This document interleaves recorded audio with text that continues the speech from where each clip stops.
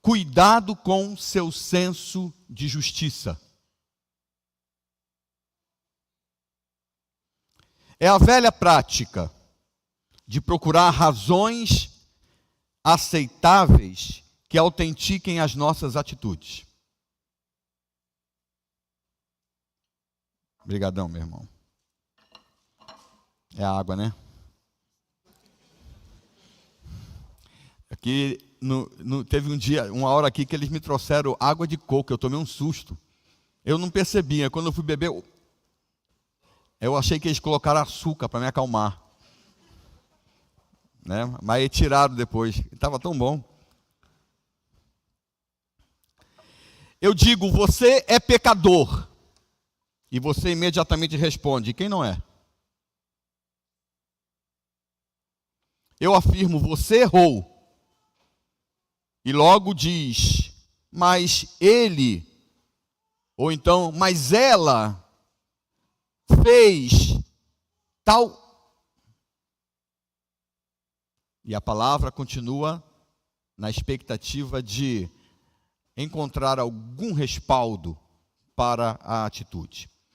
Tudo se resume em uma ação julgadora, que incrimina o outro. E direta ou indiretamente, nos absolve. O suficiente para julgarmos a ação alheia.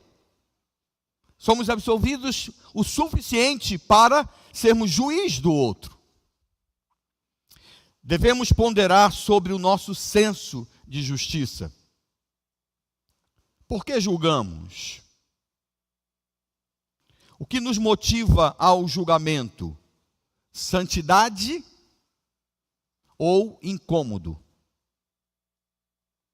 Santidade aponta para um olhar para Deus e um desejo de honrá-lo, independentemente de nós. Incômodo aponta para alguma exposição nossa que achamos injusta ou a discordância de algo que nos diz respeito. Então, o que nos motiva ao julgamento? Santidade ou incômodo? Como isso nos afeta? Somos autorizados e corretos em julgar? Temos real capacidade de fazê-lo? Sim.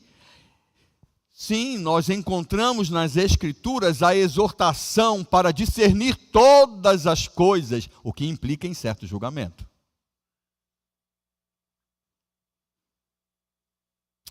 Vamos considerar o texto. Abra sua Bíblia em Efésios capítulo 4. Eu quero ler objetivamente os versos 26 e 27. Tá bom? Começando com o verso 26.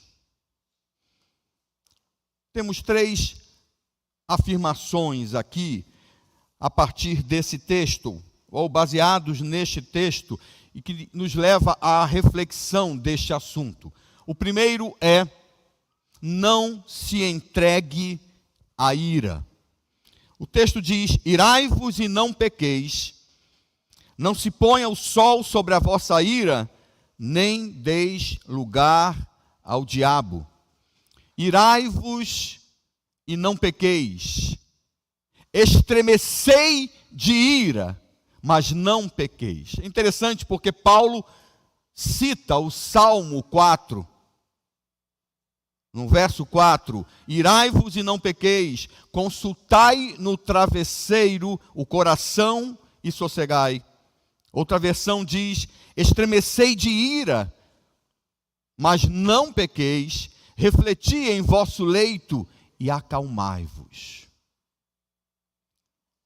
Nos textos do primeiro ou segundo, do Antigo ou do Novo Testamentos, não temos licença, muito menos estímulo para nos entregar à ira. À luz das Escrituras, é evidente que a ira é usada para revelar descontentamento, discordância e firme decisão de não compactuar com o pecado. Quando, por exemplo, a revelação afirma que Deus se ira, parece apresentar tais atitudes à semelhança de outros personagens. Por exemplo, Êxodo capítulo 4, verso 14. Então se acendeu a ira do Senhor contra Moisés e disse: não é Arão, o levita, teu irmão? Eu sei que ele fala fluentemente, e eis que ele sai ao teu encontro, e vendo-te, se alegrará em seu coração. Olha o outro texto, falando acerca de Moisés. Logo que se aproximou do arraial, viu ele o bezerro e as danças. Então, acendendo-se-lhe a ira, arrojou das mãos as tábuas e quebrou-as aos pés, ou ao pé do monte. Por isso o questionamento, por exemplo, ainda seguindo nessa rápida leitura, por meio das Escrituras, o questionamento de Deus a Jonas: sua ira tem base? Está alicerçada contra o pecado? Sua indignação é santa? E disse o Senhor: é razoável essa tua ira? Então perguntou Deus a Jonas: é razoável essa tua ira por causa da planta? E ele respondeu: é razoável a minha ira até a morte. Então sim, nós encontramos nas Escrituras a ira sendo usada para revelar descontentamento, discordância e firme decisão de não compactuar também com o pecado. Mas perceba que o termo, e eu quero te levar para esta compreensão, o termo é comumente usado para expressar juízo. Aliás, nós até cantamos nesta noite este termo, dentro desse conceito de juízo. Expressar a ação resultante do julgamento de Deus sobre a ação alheia. E eu separei alguns textos para vermos isso, tá bom? Vamos lá. Isaías 5, 25. Por isso se acende a ira do Senhor contra o seu povo, povo contra o qual estende a mão e o fere, de modo que tremem os montes, e os seus cadáveres são como monturo no meio das ruas. Com tudo isto não se aplaca a sua ira, mas ainda está estendida a sua mão. Ai da Assíria, cetro da minha ira, a vara em sua mão é o instrumento do meu furor. Não se desviará a ira do Senhor, até que ele execute e cumpra os desígnios do seu coração nos últimos dias. Entendereis isso claramente. Sofrerei a ira do Senhor, porque pequei contra ele, até que julgue a minha causa e execute o meu direito. Ele me tirará para a luz, e eu verei a sua justiça. Antes que saia o decreto, pois o dia se vai como a palha, antes que venha sobre ti o furor da ira do Senhor, sim, antes que venha sobre ti o dia da ira do Senhor. Já agora, no Novo Testamento, vendo ele, porém, que muitos fariseus e saduceus vinham ao batismo, disse-lhes: raça de víboras, quem vos induziu a fugir da ira vindoura? Por isso, quem crê no Filho tem a vida eterna. O que todavia se mantém rebelde contra o Filho não verá a vida, mas sobre ele permanece a ira de Deus. E finalmente, e para aguardardes dos céus o seu Filho, a quem ele ressuscitou dentre os mortos, Jesus, que nos livra da ira vindoura. Há espaço para, meu irmão, minha irmã, à luz das Escrituras, para a indignação contra o pecado e para a reação resoluta pela santidade, tendo Deus como referência, como vimos aqui durante esses dias. Na realidade, esta seria uma forma de viver coerentemente a vocação que recebemos, como Paulo afirma em Efésios capítulo 4, verso 1. Mas decididamente, não somos exortados à ira, pois normalmente esta se dá em tom pecaminoso, devido à nossa condição natural. Alguns afirmam, mas Deus se ira e não peca. Biblicamente, eu respondo, Deus, não o homem. Deus é perfeito e não pode pecar. Ele não compactua com o pecado, ele não é influenciado por uma natureza pecaminosa. O homem é imperfeito e sua essência é composta por esta natureza, além de sua própria limitação como criatura. A ira implica em julgamento, é resultado de julgamento, por isso é associado nas Escrituras, como vimos, com o juízo de Deus. A nossa capacidade, a minha, a sua capacidade de julgar é profundamente rasa e ainda assim contaminada. E talvez a maior prova disso está na ação seguinte, resultante do julgamento feito. Deus age na medida, sem erro. Pois como afirma em Jeremias, eu, o Senhor, esquadrinho o coração, eu provo os pensamentos, e isto para dar a cada um segundo o seu proceder, segundo o fruto de suas ações. É o julgamento do Senhor, da nossa realidade, olhando tanto para o individual como para o coletivo. Agora veja o que ele diz a respeito do homem. Enganoso é o coração, mais do que todas as coisas, e desesperadamente corrupto. Quem o conhecerá? A pergunta pressupõe uma resposta negativa por parte dos homens. Quem é que conhece o próprio coração? Conhecimento que provê direcionamento e controle para a vida da pessoa, porque a ideia de conhecimento na pergunta aqui incluída direciona para isso. Um conhecimento suficiente para produzir controle, organização, direcionamento que traz vida, que traz bons resultados. A pergunta pressupõe que ninguém, dentre os homens, conhece e tem controle sobre o próprio coração. O homem julga em meio a condições de engano. E naturalmente, quando reage pela ira, peca.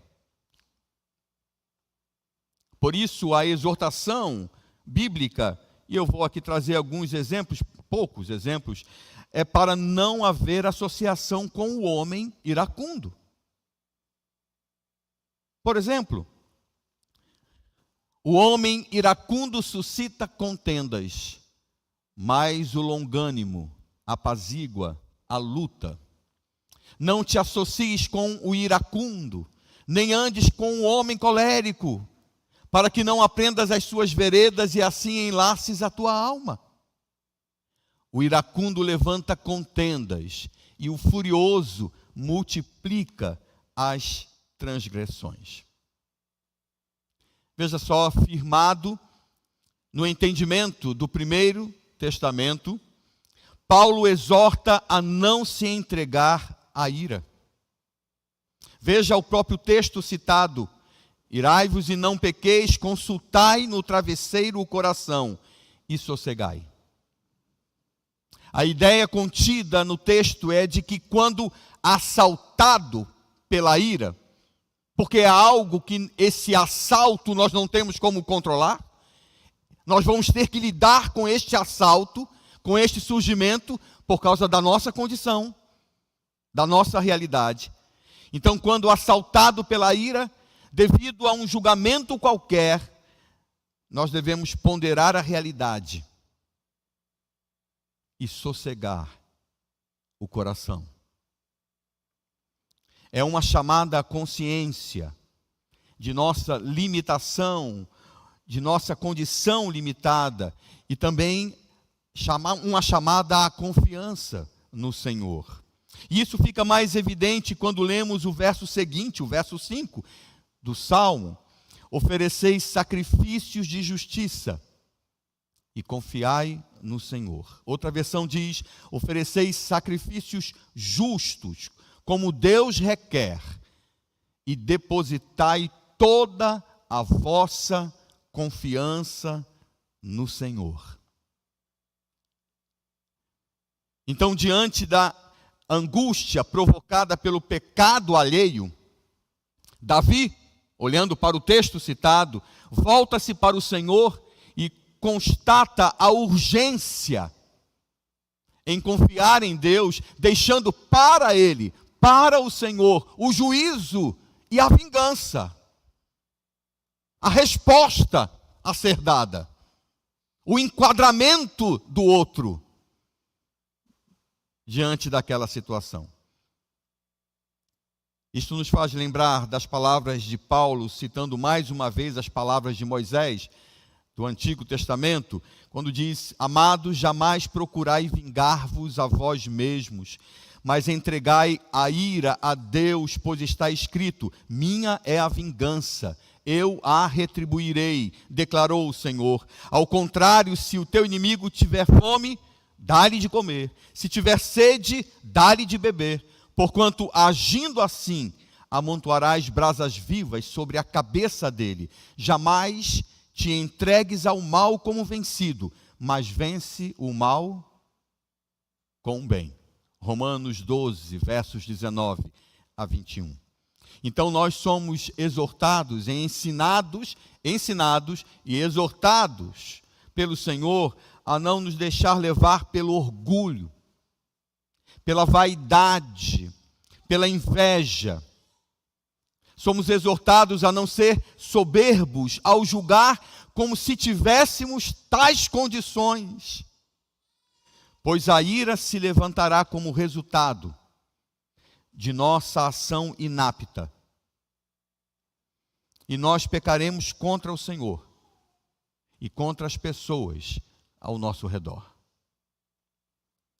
Você já ficou irado pelo trabalho incorreto de alguém? Pense. Já ficou irado porque alguém fez um trabalho horroroso, irresponsável? Você já ficou irritado pelo atraso de alguém?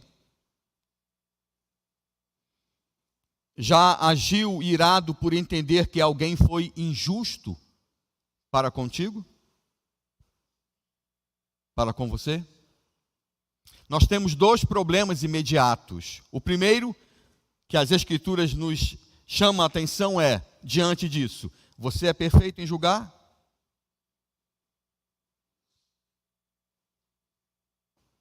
Mesmo tendo os princípios do Senhor como referência para seu julgamento, você nunca pecou?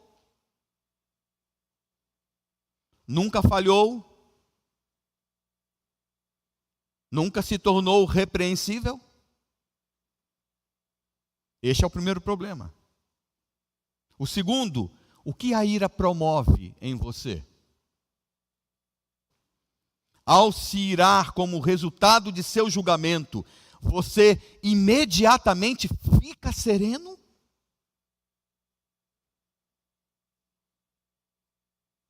Você consegue raciocinar com clareza?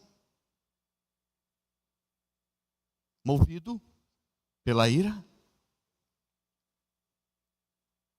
Você consegue falar, responder com gentileza? Consegue se relacionar sem nenhuma alteração? Certamente não. Você peca.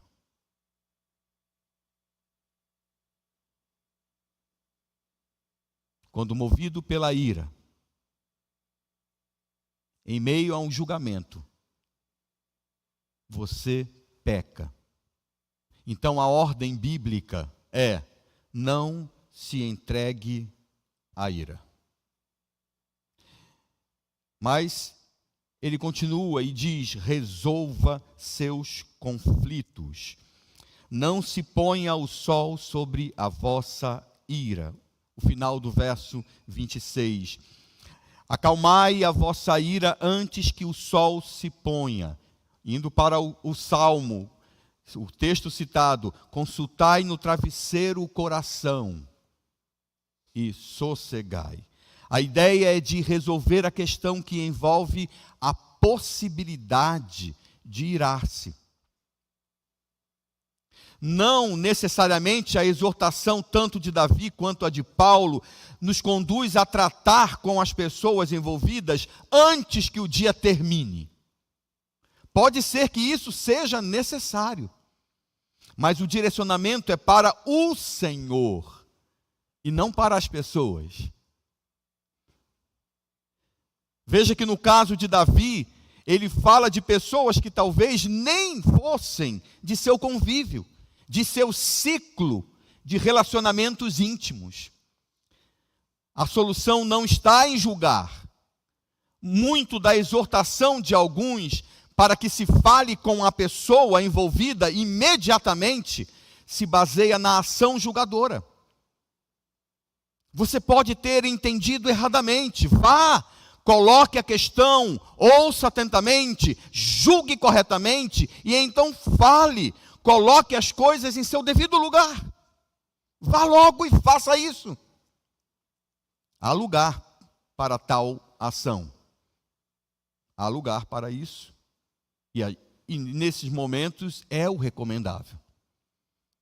Mas decididamente os textos aqui envolvidos não apontam para isso. Eles dizem: descanse no Senhor. Isso não implica em não conversar e em não resolver as questões, mas sim em saber que mesmo que o façamos, somente Deus é perfeito e somente Ele pode colocar as coisas em seu devido lugar.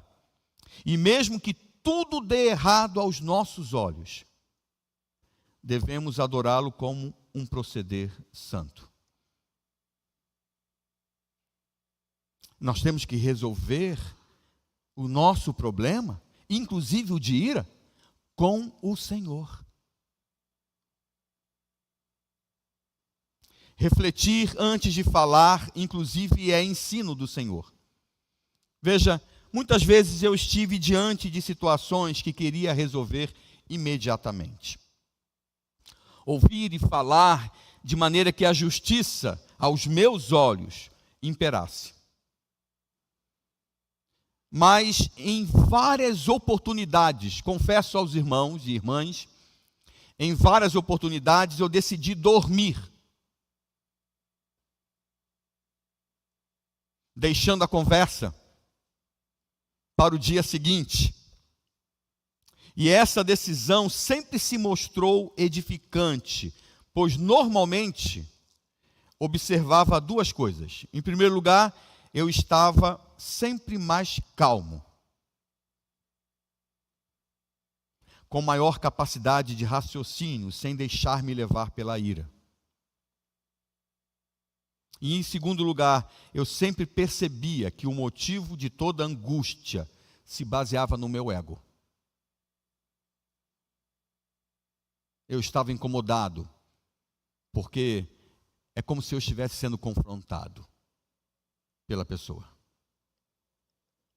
Eu estava me sentindo ferido, injustiçado, exposto, e eu queria vingança. Assim como queria que as pessoas me vissem corretamente. E eu me esquecia de que não importava nada disso, mas sim minha adoração ao Senhor, mesmo que em meio às injustiças. Pois há espaço, meu irmão, minha irmã, ouça, há espaço para adorarmos ao Senhor quando perseguidos, quando injuriados, quando injustiçados. Paulo está afirmando, a semelhança de Davi, não alimente a ira, adore ao Senhor, não se ponha o sol sobre a vossa ira. Resolva esta situação com o Senhor, em primeiro lugar. Logo, resolver o conflito nem sempre significa resolver com as pessoas, pois até nem sempre elas o querem, mas sim resolver com o Senhor. Ou mesmo que haja resolução, que esta aconteça antes com o Senhor, pois assim, como diz as Escrituras, amontoaremos brasas vivas sobre a cabeça alheia. Então, não devemos nos entregar à ira a partir de nosso senso de justiça, de nosso julgamento. Devemos resolver o conflito do nosso coração. E Paulo termina a sua ordem chamando à reflexão. Não abra a porta para o diabo.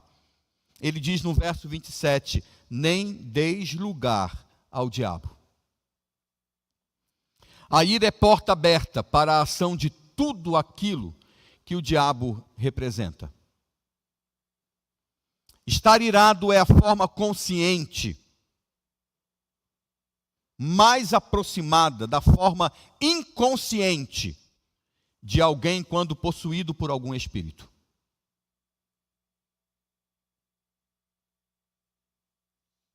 O irado fala sem pensar, age sem pensar, faz coisas inimagináveis, inclusive a capacidade de atentar contra a vida. Às vezes a tensão é tão profunda que a pessoa, após passar o período de raiva, de ira, nem consegue se lembrar de tudo que estiver envolvido. De tão tenso e intenso que foi o momento. Ela não tem lembrança das coisas e de tudo que fizera, muito menos do tom que fizera tais coisas. A ira é porta aberta para a ação direta do diabo. A ira é porta aberta para outros pecados. A ira produz tudo que desagrada ao Senhor, tudo que é contrário à santidade. E o diabo o sabe muito bem, e sabe bem como usá-la para seus desígnios.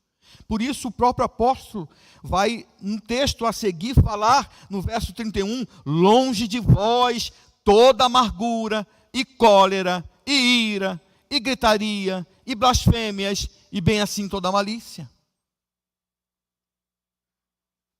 O diabo sabe muito bem como usá-la, especialmente para com seus planos, para destruir as duas instituições estabelecidas pelo Senhor, a família e a igreja. Exatamente por isso, Paulo mais tarde terminará esta carta, ou terminou esta carta afirmando, revesti-vos de toda a armadura de Deus, para poderdes ficar firmes contra as ciladas do diabo, porque a nossa luta não é contra seres humanos, e sim contra principados e potestades, contra os dominadores deste sistema mundial em trevas, contra as forças espirituais do mal, nas regiões celestiais. Portanto, não devemos dar vantagem ao diabo, que deseja a destruição das relações pessoais alicerçadas na santidade do Senhor, até porque, como vimos nesses dias, a santidade no Senhor, ela se processa e se firma em meio às relações pessoais. Primeiro com o Senhor e depois com as pessoas. Todas as vezes que se sentir injustiçado ou humilhado, antes de reagir com o seu próprio senso de justiça, lembre-se do Senhor. Nós cantamos um pouco isso hoje. Era desprezado e o mais rejeitado entre os homens, homem de dores, e que sabe o que é padecer. E como um de quem os homens escondem o rosto, era desprezado e dele não fizemos caso, ele foi traspassado pelas nossas transgressões e moído pelas nossas iniquidades. Ele foi oprimido e humilhado, mas não abriu a boca. Como cordeiro, foi levado ao matadouro, e como ovelha muda perante seus tosqueadores, ele não abriu a boca. Nós cantamos hoje. Eu vou ler para você parte do que cantamos hoje. Ele foi tão humilhado e carregou na cruz, calado, os pecados que eram meus, sem cometer pecado algum. Lembre-se de Cristo todas as vezes que a ira lhe assaltar, todas as vezes que tiver que fazer juízo. Lembre-se de Cristo e o adore, reconhecendo sua limitação e aprendendo a descansar no plano do Senhor, inclusive, quando necessário, a semelhança de Cristo, sem abrir a boca.